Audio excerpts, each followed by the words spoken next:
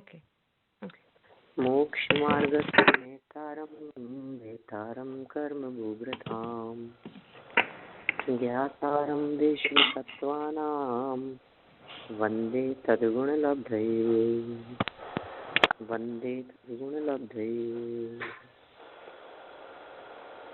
यहाँ तत्पर सूत्र के आधार से अपनी 19वें सूत्र के संदर्भ में चर्चा चल रही थी।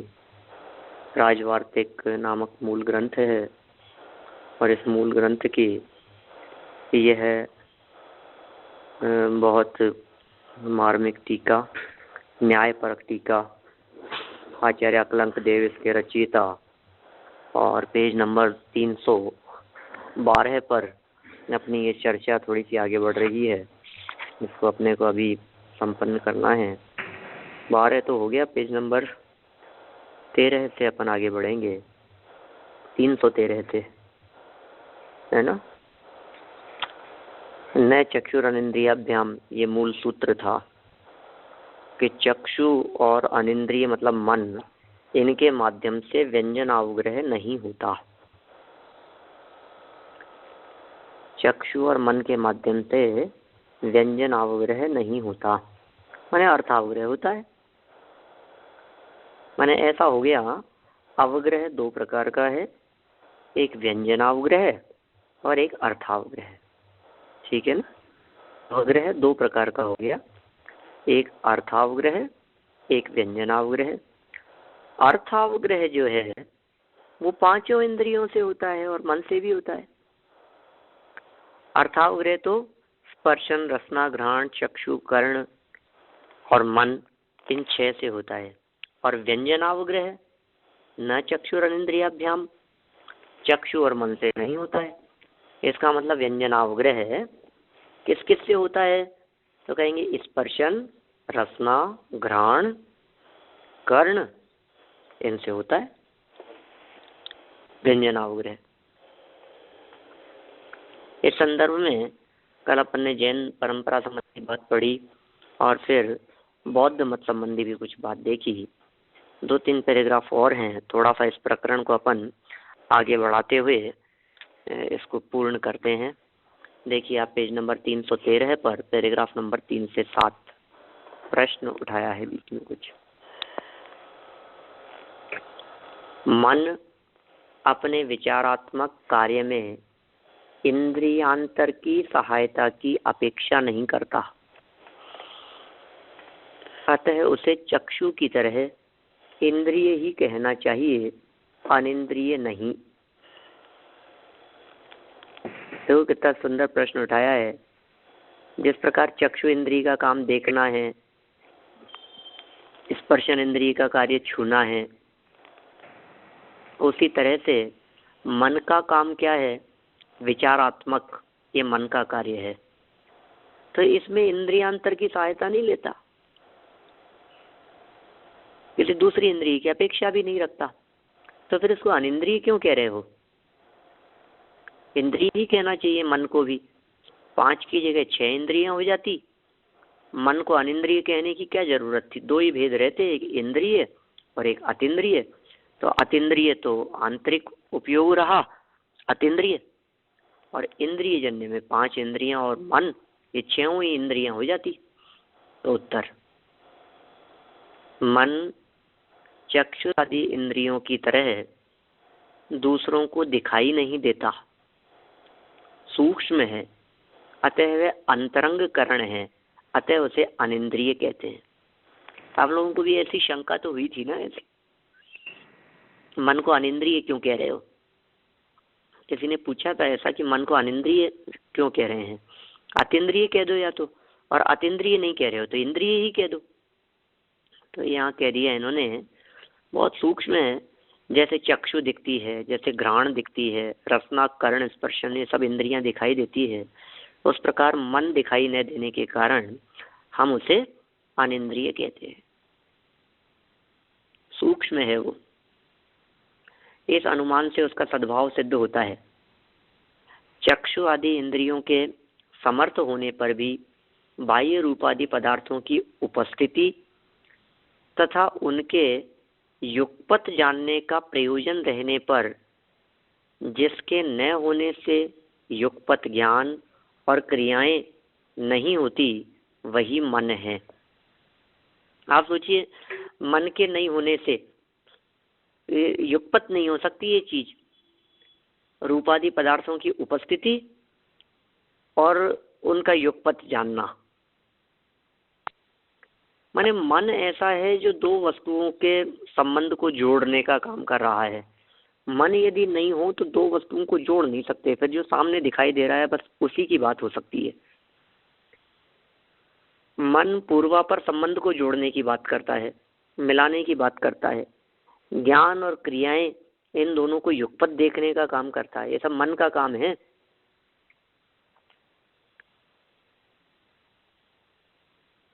जिसके न होने पर युगपत ज्ञान और क्रियाएं नहीं होती, इसका मतलब जिसके होने पर ज्ञान और क्रियाएं युगपत देखी जा सकती हो, पकड़ में आ सकती हो, वो मन है। मन जिस जिस इंद्रिय को सहायता करता है उसी उसी के द्वारा क्रमशः ज्ञान और क्रिया होती है। जिसके द्वारा देखे या सुने गए पदार्थ का स्मरण होता है वह मन है। स्मरण से मन का सद्भाव सिद्ध होता है।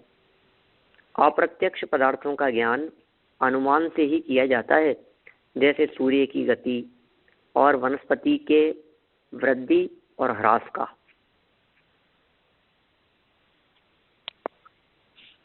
ये सारी बातें अनुमान से है, मन से है, मन का सद्भाव इन सब बातों से सिद्ध होता है।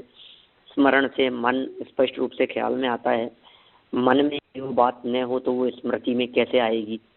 तो मन एक बहुत बड़ा एक माध्यम है हम तैनी पंचेंद्रिय जीवों के लिए, पंचेंद्रियों से कार्य करने के लिए, कार्य कराने के लिए, इनको उपयोग में लेने के लिए, पांचों इंद्रियों को उपयोग में लेने के लिए मन एक बहुत बड़ा माध्यम है। हाँ पंडित जी।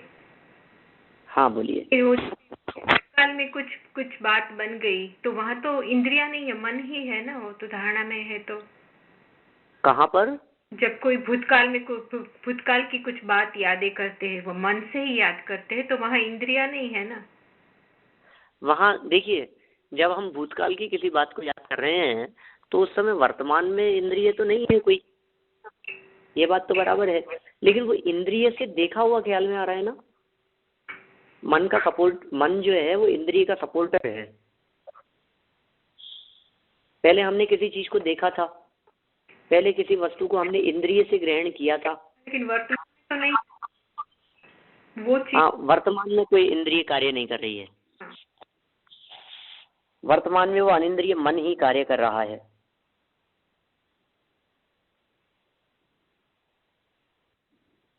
ठीक है ना।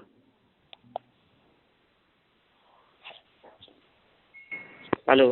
हाँ, मेरी बात ये, मेरा क्वेश्चन ये था कि हमेशा वो इंद्रियों को सहायता नहीं करता ना मन। इंद्रियों की सहायता तो करता ही है, हमेशा नहीं करता। ये बात तो अन्य जीवों के ऊपर लागू होगी जिनके पास में मन नहीं है। लेकिन जो मन वाले जीव हैं उनके लिए तो हमेशा ही सहायता करता है। आप देखिए, मन के सहयोग के बिना आप देखिए किसी पदार्थ को तो ऐसा हो नहीं सकता। मन जैसे चक्षु इंद्रिय से हम काम ले रहे हैं तो मन उधर चला जाएगा, हम कर्ण इंद्रिय को उपयोग में ले रहे हैं तो मन उधर चला जाएगा। नहीं, भूतकाल की बात है तो भूतकाल में जो कुछ बात बन गई अभी, वहां तो आंख से तो नहीं दिखाई देता है ना अभी तो। हाँ देखिए, अभी आप बिल्कुल ठीक कह रहे हैं, लेकिन फिर भी इतना सा है सूक्ष्म बात इसमें कि वो चीज वर्तमान में मन के माध्यम से पकड़ में आ रही है, लेकिन कौन सी बातें मन से स्मरण से पकड़ में आएगी जो पूर्व काल में इंद्रियों से जानी गई होंगी।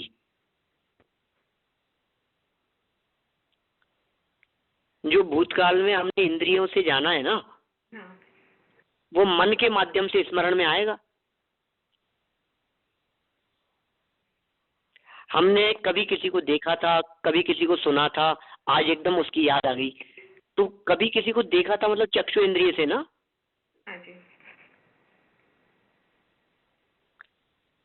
और यहाँ तो पॉइंट दूसरा कहना चाह रहे हैं, अभी हमने देखा था और वर्तमान में स्मरण में मन काम आ रहा है। यहाँ तो कुछ अलग प्रकार से बात कह रहे हैं।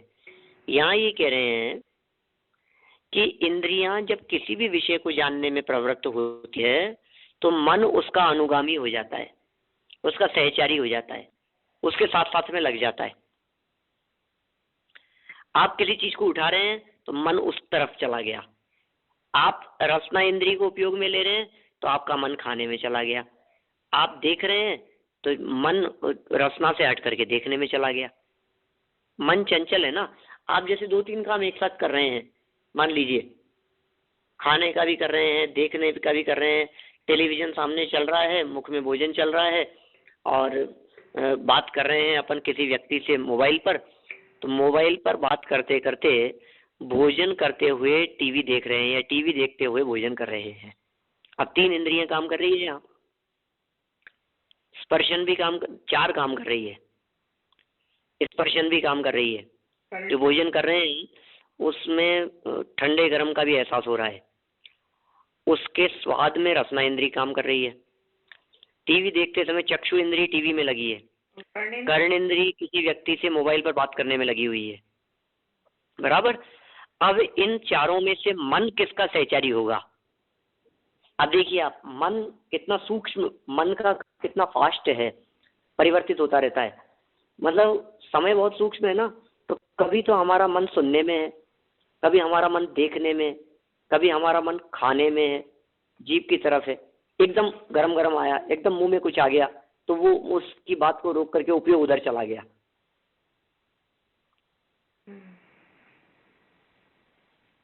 माने मन इंद्रियों के अनुसार चला जाता है, ऐसा कहना चाह रहे हैं। इसमें देखिए कहा ना ऊपर, मन जिस जिस इंद्रिय को सहायता करता है उसी उसी के द्वारा क्रमशः ज्ञान और क्रिया होती है। चौथी लाइन है, नीचे से चौथी लाइन पैराग्राफ 3 से 7। मन जिस जिस इंद्रिय को सहायता करता है उसी उसी के द्वारा क्रमशः ज्ञान और क्रिया होती है। जिसके द्वारा देखे या सुने गए पदार्थ का स्मरण होता है वह मन, स्मरण से मन का सद्भाव सिद्ध होता है। अप्रत्यक्ष पदार्थ का ज्ञान अनुमान से किया जाता है, जैसे सूर्य की गति जैसे अनुमान से लगा है, और वनस्पति के वृद्धि और ह्रास का। देखिए आपको ऐसी खास बात नहीं है। यद्यपि आत्मा स्वयं समस्त ज्ञान और क्रिया शक्ति से संपन्न है, फिर भी उसे उन ज्ञान आदि के लिए भिन्न भिन्न इंद्रियों की आवश्यकता होती है। जैसे कि अनेक कला कुशल देवदत्त को चित्र बनाते समय कलम, ब्रश आदि उपकरणों की अपेक्षा होती है, और अलमारी बनाने के लिए बसोला, करौंत आदि उपकरणों की। मतलब चित्र बनाते समय तो कलम, ब्रश आदि की अपेक्षा होगी, अलमारी बनाते समय बसोला, करौत आदि उपकरणों की सहायता होगी। नाम कर्म के उदय से उत्पन्न अंग उपांगों के कारण इंद्रियों का भेद होता है। कान यवनाली के समान, नाक मोती के समान, जीभ खुरपा के समान, आँख मसूर के समान काले तारे के आकार, और स्पर्शनेन्द्रिय सर्व शरीर व्यापी अनेक आकारों की है। ये ही इंद्रियां अपने अपने विषयों को जानने में समर्थ हैं, अन्य नहीं। बहुत इंद्रियों के संदर्भ में यहाँ बात कह दी कि कौन सी इंद्रियों का आकार किस प्रकार का होता है। जैसे आँख का आकार मसूर के समान कहा, जीभ खुरपा के समान दिखाई देती है, नाक मोती, और ये सब उदाहरण दिए हैं इंद्रियों की आकृति के लिए। रसना, घ्राण, चक्षु और कर्ण, इन पांचों इंद्रियों की जो एक आकृति है, और वो आकृति बनी किस वजह से है, तो कहा नाम कर्म की वजह से बनी है। माने आकृति को बनाने वाला नाम कर्म है। स्पर्शन इंद्रिय का आकार क्या है? तो क्या स्पर्शन इंद्रिय सर्व शरीर व्यापी अनेक आकारों की है और अपने अपने विषयों को जानती है। इसका मतलब ये है कि कर्णेंद्रिय देखने का काम नहीं कर सकती, चक्षु इंद्रिय सुनने का काम नहीं कर सकती, घ्राण इंद्रिय देखने सुनने का काम नहीं कर सकती, रसना इंद्रिय से देखना सुनना सूंघना नहीं हो सकता। ठीक है ना? ये सब इंद्रियां अपने अपने विषय को जानने में समर्थ हैं, दूसरे के काम को करने में समर्थ नहीं है। जो इंद्रिय वो अपना काम करेगी, चक्षु इंद्रिय देखने का काम करेगी, कर्ण इंद्रिय सिर्फ सुनने का ही काम कर सकती है। मतलब जो जिसका काम है, जिसका काम जिसी को साजे, है ना, और करे तो मूर्ख बाजे। जो जिसका काम है वो बहुत कुशलता से कर सकता है। जैसे समझिए आप कर्णेंद्रिय का काम चक्षु इंद्रिय से करना हो सकता है ऐसा? हो तो सकता है, लेकिन कितना कठिन होगा आप उसकी कल्पना कर सकते हैं? कर्णेंद्रिय का काम चक्षु इंद्रिय से करना हो तो बहुत जटिल होगा। एक तो सुन नहीं सकते, तो फिर कैसे कर रहे हो आप चक्षु इंद्रिय से कर्णेंद्रिय का काम? कि किसी व्यक्ति के द्वारा बोले जाने पर उसके हिलते हुए होठों को देखकर आप यह पता लगाएं कि वो क्या कह रहा है। हो सकता है मुंह से एक भी शब्द नहीं कहा और किसी व्यक्ति ने होठ हिलाया, और होठ हिलाने से हमारे को कान में तो कुछ नहीं सुनाई दिया क्योंकि भाषा वर्गणा तो निकली ही नहीं, तो सन्निकर्ष तो हुआ ही नहीं उसका कर्णेंद्रिय के साथ में। हाँ, वो साइन तो जो पंडित जी, वो साइन लैंग्वेज, हाँ उसको भी पढ़ लेते हैं, स्पर्शन इंद्रिय से पढ़ लेते हैं, है ना, ब्रेल चलती है ना ऐसी ना, देखने से वो हाथ से ऐसे साइन करके बोलते हैं। हाँ। हाँ। तो लेकिन उसमें बहुत मेहनत, बहुत उपयोग की एकाग्रता, बहुत परिश्रम की जरूरत पड़ती है। और वो वास्तव में वो काम, जैसे मान लीजिए किसी व्यक्ति को बोलते हुए देखकर किसी व्यक्ति ने सामने से होठ हिलाते हुए कहा जय जिनेंद्र कहा। अब जय जिनेंद्र कहा, अब हमने देखा, कान से नहीं सुनाई दिया, लेकिन कान से नहीं सुनाई देने पर आंख से हमने पकड़ लिया कि इन्होंने क्या कहा। ठीक है ना? तो अब हम ये कह रहे हैं कि वो कर्णेंद्रिय का विषय चक्षु इंद्रिय ने ग्रहण किया कि चक्षु इंद्रिय ने अपना ही विषय ग्रहण किया? ठीक है, उसने अपना ही विषय ग्रहण किया है, उसने दूसरे विषय को ग्रहण नहीं किया। ठीक है ना? देखिए अब आगे बढ़ाता हूं मैं इसी बात को थोड़ा सा और। द्रव्य की दृष्टि से अब ये इनकी शक्ति सामर्थ्य को बतलाना चाह रहे हैं, कितनी कितनी शक्ति है, कितनी कितनी सामर्थ्य है इनकी जानने की, पांचों इंद्रियों की। तो मैक्सिमम सामर्थ्य तक की चर्चा की है कि ये कितने विषय तक को जान सकती है इंद्रियां, कहाँ तक जानेगी, कितनी दूरी तक जानने में समर्थ है, इन इंद्रियों की पावर कितनी है।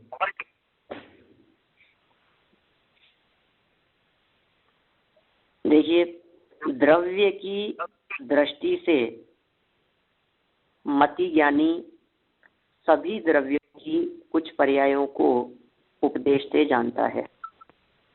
बहुत गजब इन्होंने यहाँ बात कही है।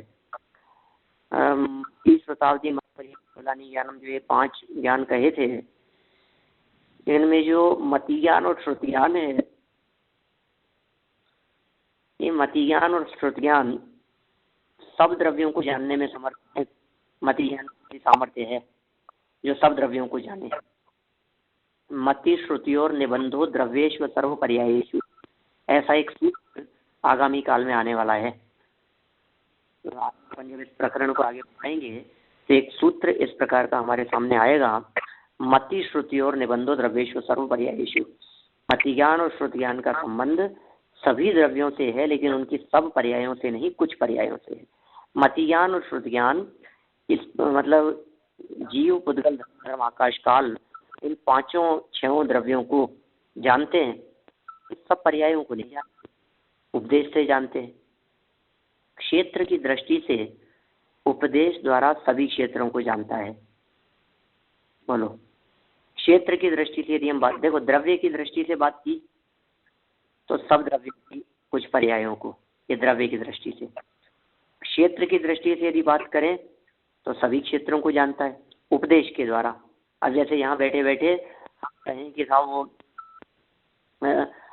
जो विमान है सर्वार सिद्धि, उस सर्वार सिद्धि विमान से सिद्ध क्षेत्र कितना दूर है, कि उस सर्वार सिद्धि विमान से सिद्धशिला कितनी दूरी पर है।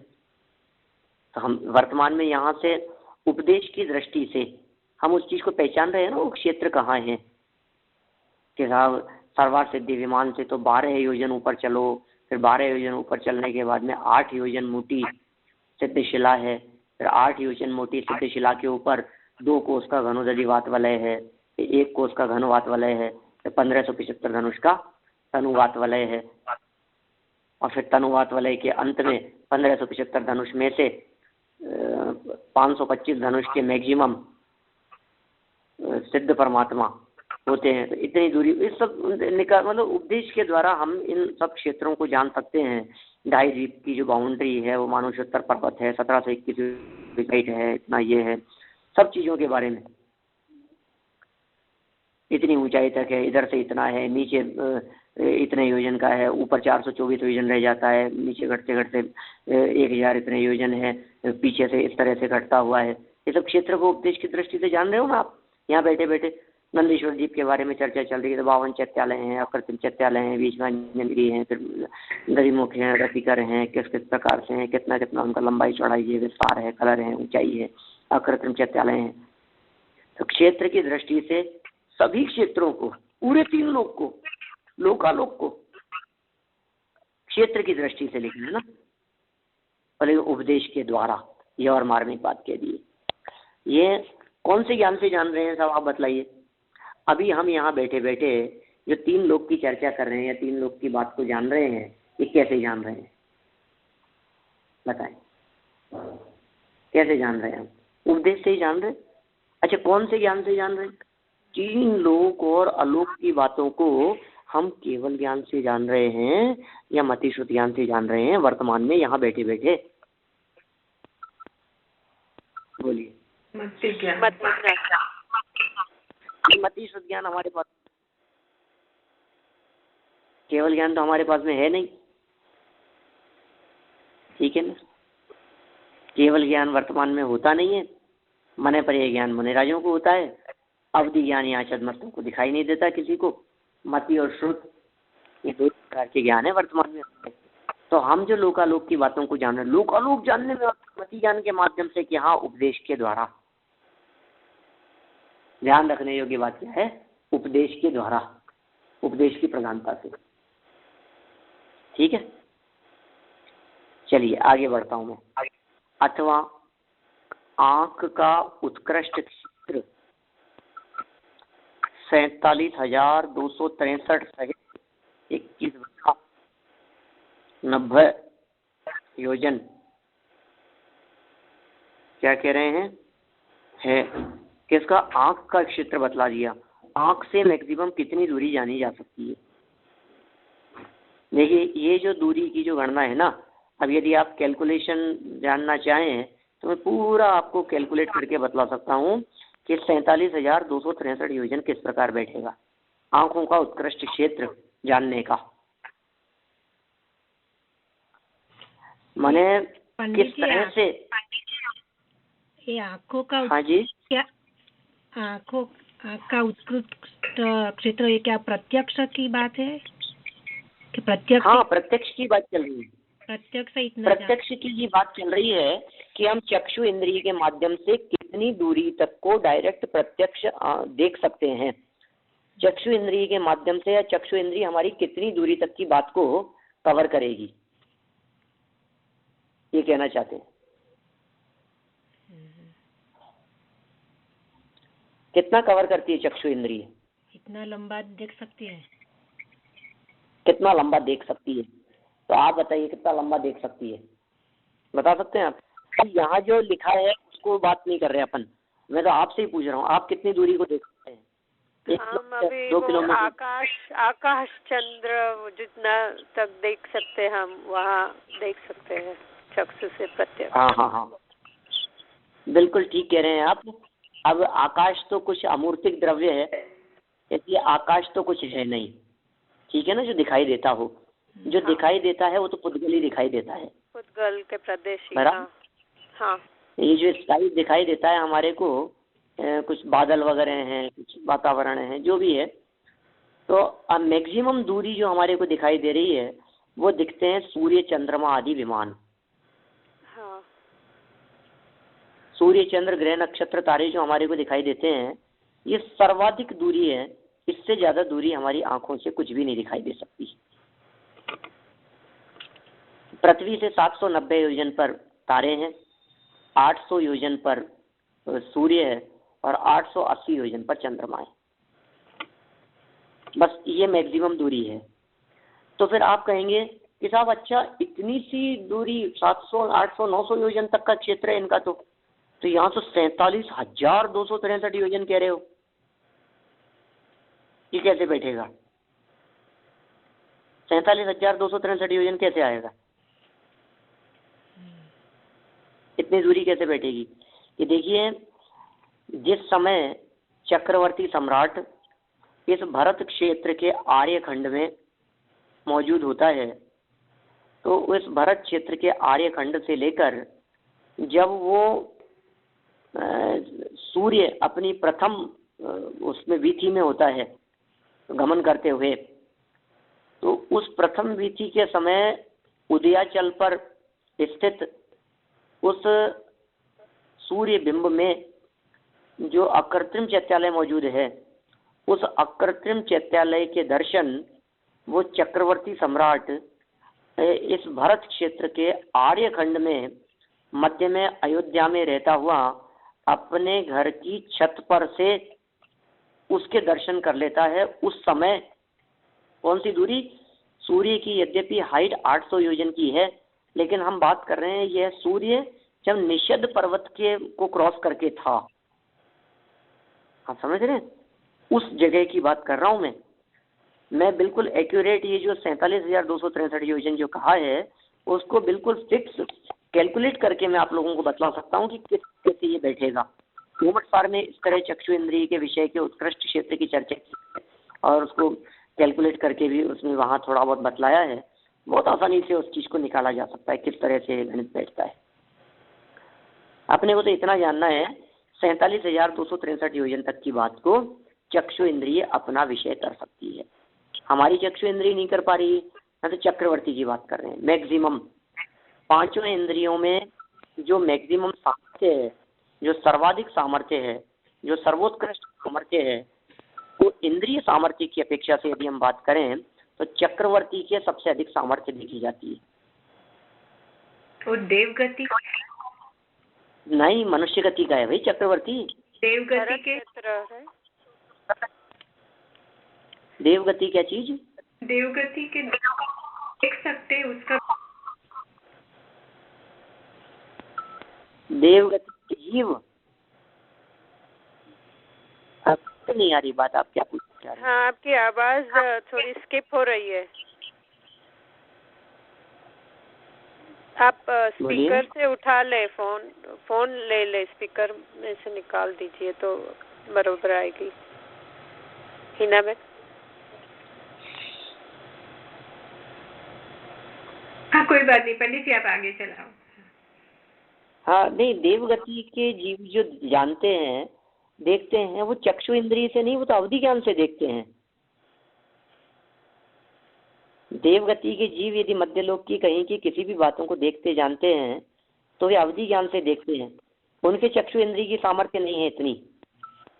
और चक्रवर्ती जो है, चक्रवर्ती मनुष्य गति का जीव है, चक्रवर्ती की सबसे ज्यादा सामर्थ्य देखी जाती है चक्षु इंद्रिय की, कर्णेंद्रिय आदि की।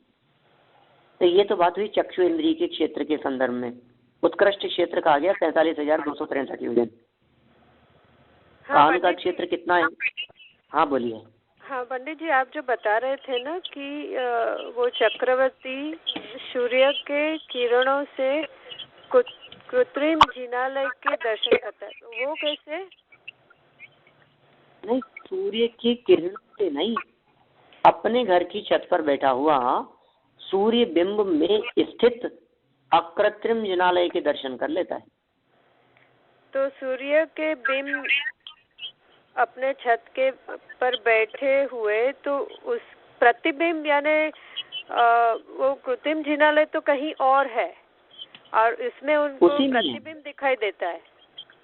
नहीं नहीं नहीं नहीं नहीं, उसी में अकृत्रिम जिनालय है। सूर्य विमान में अकृत्रिम जिनालय है, जिन मंदिर है वहाँ। हाँ, ये जो सन अपने को दिखाई देता है इसमें ही अच्छा चंद्रमा है, सूर्य है, ग्रह नक्षत्र तारे हैं, इन सभी में। तो उनको उनकी कुछ विशेषता है उस तरह देखने की कि क्या हो रहा है यहाँ पर? क्योंकि चक्षु इंद्रिय की हाँ, देखिए एक्चुअल में क्या होता है, एक तो उदय के समय की बात है। उदय किसकी बात कर रहा हूँ मैं? सूर्योदय।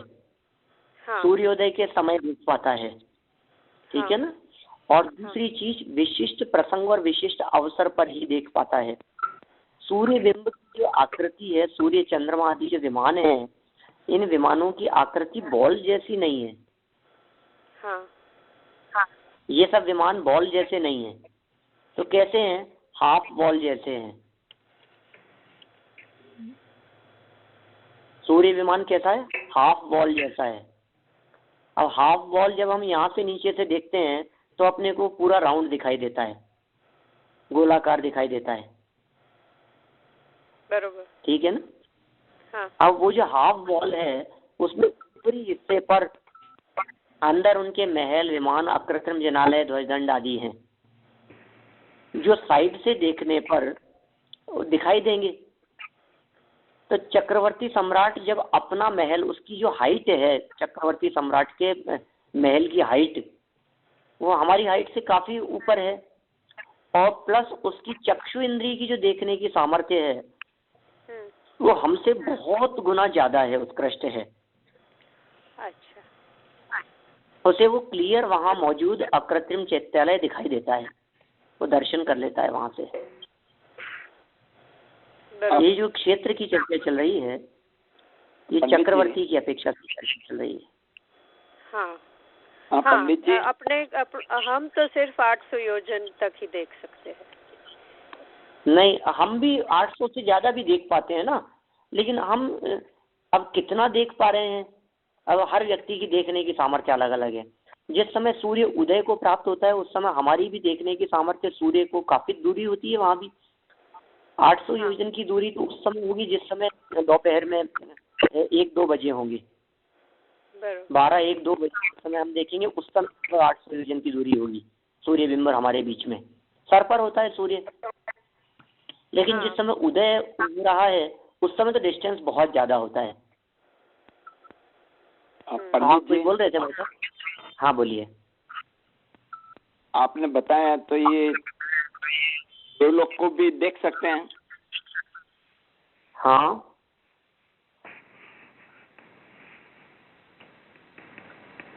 उपदेश द्वारा।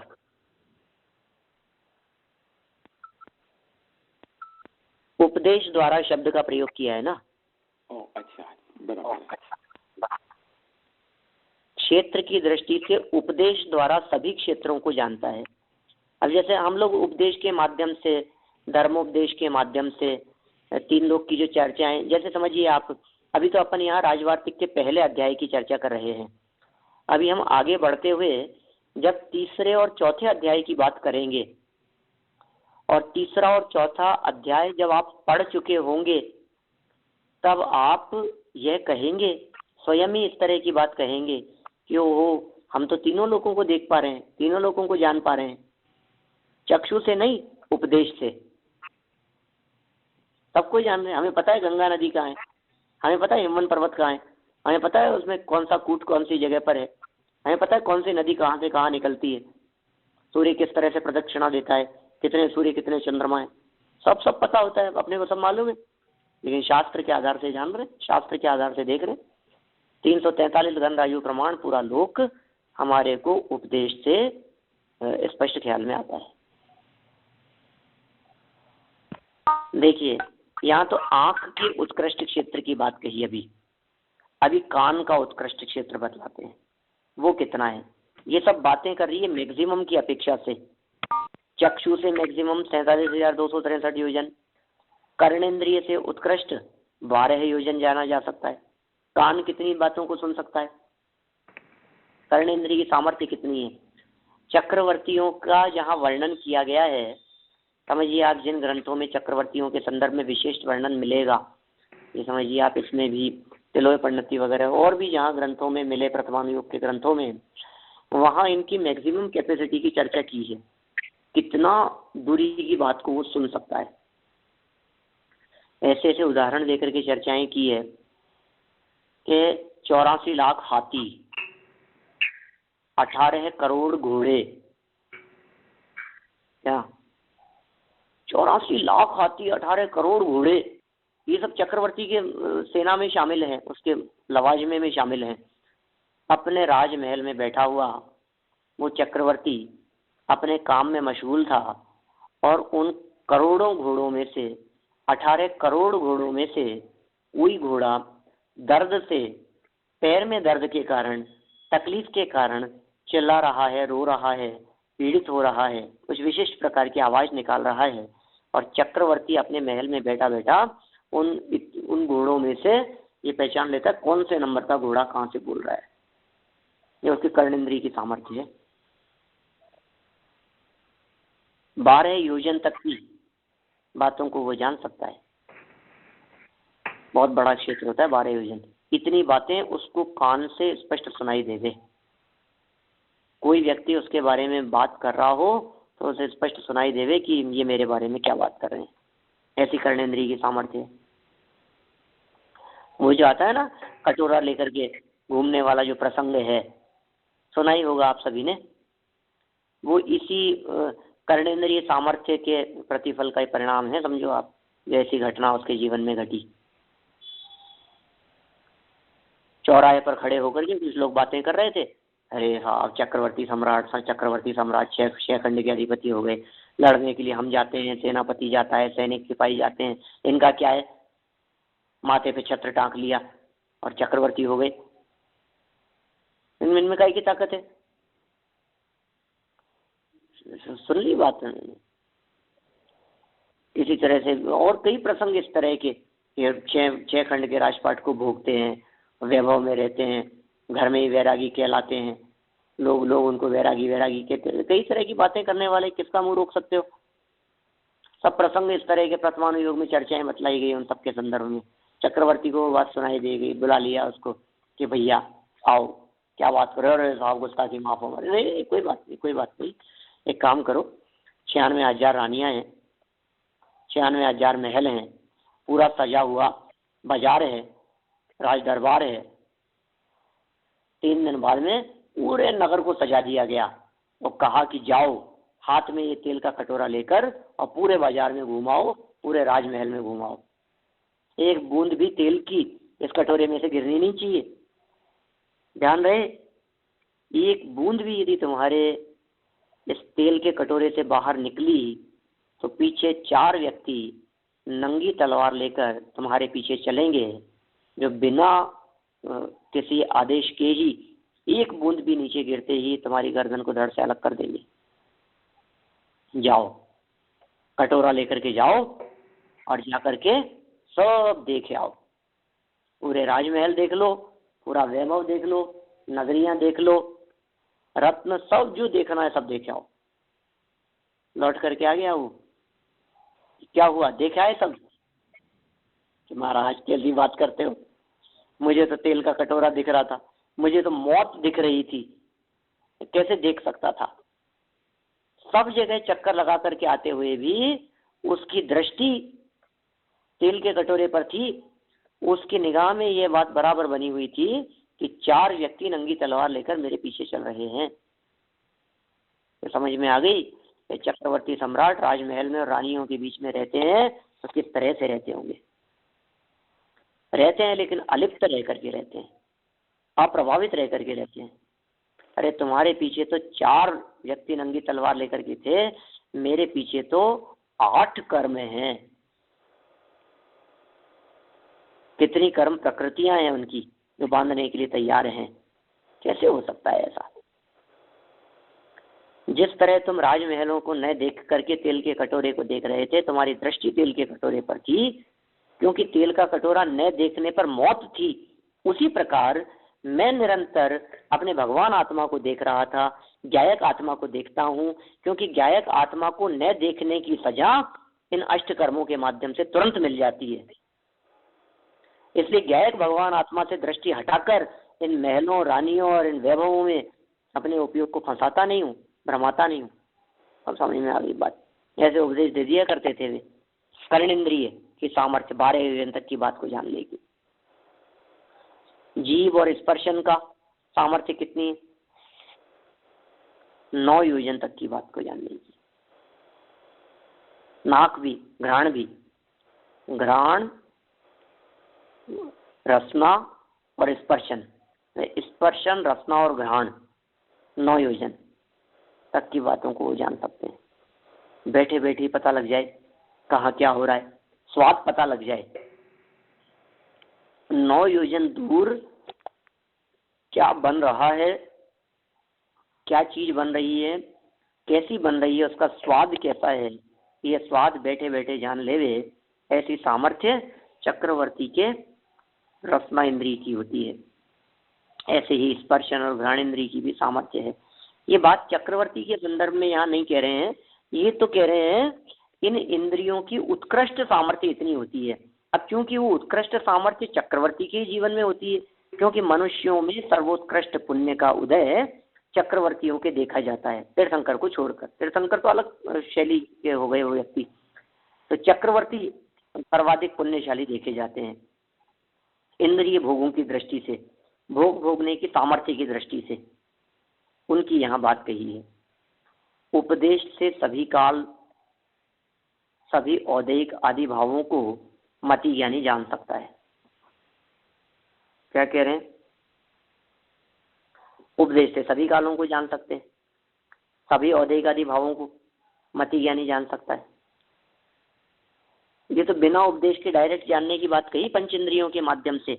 अब उपदेश से जानने की बात करो तो हम कह सकते हैं 7वें नरक में कैसा स्पर्श है, नरकों का स्पर्श किस प्रकार का है, बतला सकते हैं उपदेश से सुन करके। औदैहिक भाव किस प्रकार के हैं, लेश्याएं कौन कौन सी है, ठीक है ना। देवों में कौन कौन से, स्वर्ग में कौन कौन सी लेश्याएं होती है, नरकों में कौन से, नरक में कौन कौन सी लेश्याएं होती है, ये सब मति ज्ञानी जान सकता है। सामान्य से मति ज्ञान एक है। इंद्रियज और अनिंद्रियज के भेद से 2 प्रकार का है। अब इसके भेद मति ज्ञान के 336 384 तक ये इन्होंने भेद किए हैं नीचे। सामान्य से तो एक ही है मति ज्ञान। इंद्रियज और अनिंद्रियज के भेद से 2 प्रकार का है। अवग्रह आदि के भेद से 4 प्रकार का है। अवग्रह आदि 4 6 इंद्रियों से होते हैं, अतः 24 प्रकार का है। मति ज्ञान कितने प्रकार का हो गया? स्पर्शन से अवग्रह, रसना से अवग्रह, घ्राण से अवग्रह, चक्षु से अवग्रह, कर्ण से अवग्रह, मन से अवग्रह, ठीक है। फिर स्पर्शन से ईहा, रसना संबंधी ईहा, घ्राण चक्षु और कर्णेंद्रिय संबंधी ईहा, मन संबंधी ईहा। फिर अवाय इन्हीं 6 से, धारणा इन्हीं सब 6 के संदर्भ में। तो कितने हो गए? 24 प्रकार का। 4 इंद्रियों से 4 व्यंजन अवग्रह भी होते हैं, अतः मिलकर 28 का है। 28 प्रकार का है, 28 भी हो गए। व्यंजन अवग्रह को भी शामिल कर लो तो वो 4 इंद्रियों से होते हैं, 28 हो जाएंगे। इन्हीं 28 में द्रव्य क्षेत्र काल भाव या अवग्रहादि 4 को मिलाने से 32 का हो जाता है मति ज्ञान। इस तरह इन 24, 28, 32 प्रकारों को बहुआदि 6 भेदों से गुणा करने पर 144, 168, 192 हो जाते हैं। और बहुवादी 12 से गुना करने पर 288, 336, 384 हो जाती है ना। कितना स्पष्ट शब्दों के अंदर बात कर दी, मति ज्ञान के कितने प्रकार से भेद हो सकते हैं। व्यंजन अवग्रह में भी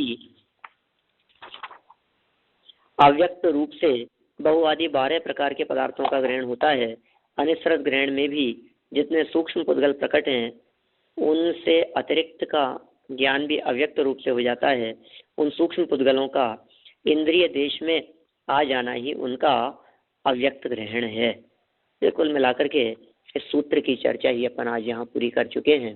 श्रुतम मति पूर्वम द्वैनिक द्वादश वेदम आर्यवत मार्मिक सूत्र है। इसकी चर्चा अपन कल के स्वाध्याय में करेंगे। आज की चर्चा को यही विराम देता हूँ। पूछना हो तो बोलिए, नहीं तो जनवानी। हाँ पंडित जी, वैसे मति ज्ञान के भेद जो यहाँ 384 तक ले गए हैं, वैसे 336 कॉमनली वो पढ़ने में आते हैं ना? हाँ, 336 भेद ही उनके करने में आते हैं, लेकिन इन्होंने इनको जोड़ लिए ना, 48 और जोड़ लिए इसमें, 48। हाँ, वो किस तरह? द्रव्य क्षेत्र काल भाव। द्रव्य क्षेत्र काल भाव की अपेक्षा से 12 से बहुआदि 12 पदार्थ जो हैं उनको गुना कर दो द्रव्य क्षेत्र काल भाव इनसे, तो 48 हो जाते हैं वो। बरोबर। 48 ये एक्स्ट्रा है। अन्य स्थानों पर जहाँ 336 वेदों की चर्चा मिलती है वहाँ द्रव्य क्षेत्र काल भाव को शामिल नहीं किया जाता है। यहाँ द्रव्य क्षेत्र काल भाव को 12 से मल्टीप्लाई करने पर जो 48 वेद जो बन गए हैं, तो 336 के अंदर जब 48 जोड़ देते हैं तो 384 वेद बन जाते हैं। ऐसी परिस्थिति बन जाएगी। हाँ जी, ठीक है, चलिए जनवाणी। जावाणी के ज्ञान ते सूझे लोकालोक, सोवाणी मस्तक नमूं सदा देत हूँ लोक, सदा देत हूँ लोक।